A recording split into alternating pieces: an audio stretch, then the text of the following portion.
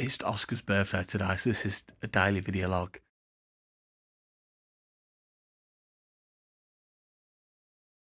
We're about to go and wake him up now for his birthday because we need to open his presents before he goes to school. Because it's been asked to not let him play with his presents before school. So we're going to get him up, bring him downstairs, let him play. My boy's 4. It's crazy. Let's get him. Let's go and wake him up.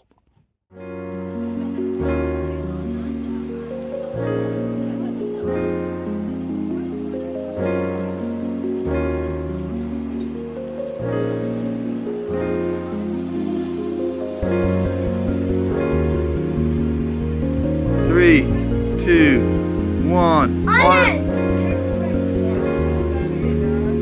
Fire! Whoa! Jesus! Pump it up first. Pump it. Keep pumping. Keep going. Keep going. The alarm will go off. Keep going. Ready? And those sets of videos were literally done at like 6 AM.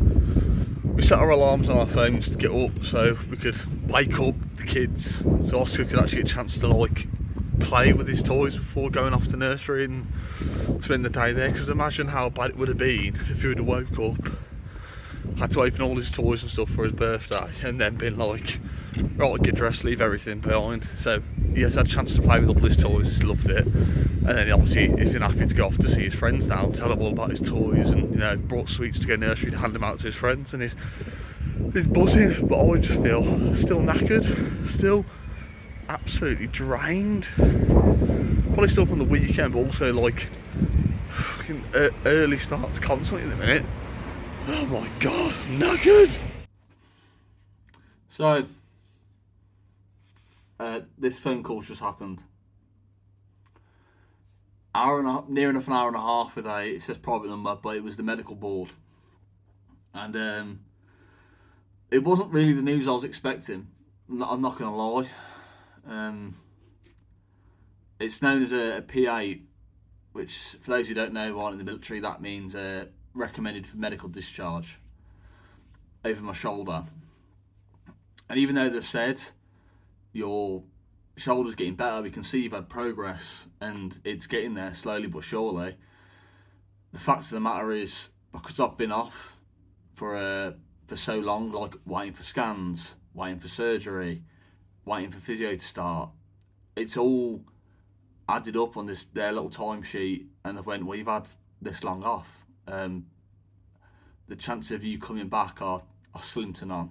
So I put my case across to her. I was like, well, what can I do to stay? What can I do? And you couldn't do anything using your shoulder. I was like, okay. So could I do a sedimentary roll? And the lady on the phone, bless her, she was absolutely lovely. Can't remember her name, but she was like a specialist doctor, goes through this all the time. And she was like, I can see you want to stay. You want to stay in the military? I was like, I do. I want to stay. It's stable for the family. They've helped me a lot through different things, including this. Because even though it took that long me being in the military, it would have took me even longer if I wasn't in the military. Like, it took me 5 months to get after my scan to get my surgery, and that was with a private hospital. Imagine me trying to get that through the NHS. Would have been like a year, maybe a year and a half. So it's one of them. She's gonna speak to her colleague now to see whether that's actually a caveat they can put onto this PA, and then go across to my welfare team and say he can stay, but he needs to find a sedimentary job, whether that be in a different camp or whether I can find me something on this camp. We don't know.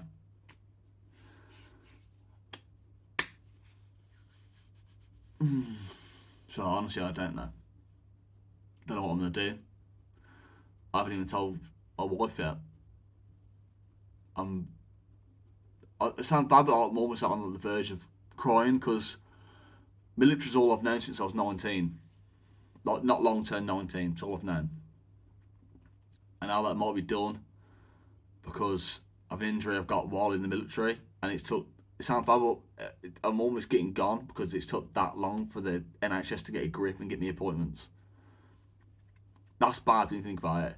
Someone might lose their military career because it takes that long to get an appointment.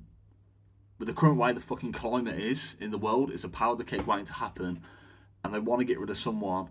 Well, they don't want to. They've openly said that, but their hands are tied. There's nothing they can do apart from add this little caveat, and hopefully they'll see that and be like, yeah, we'll keep him. We'll find him a job.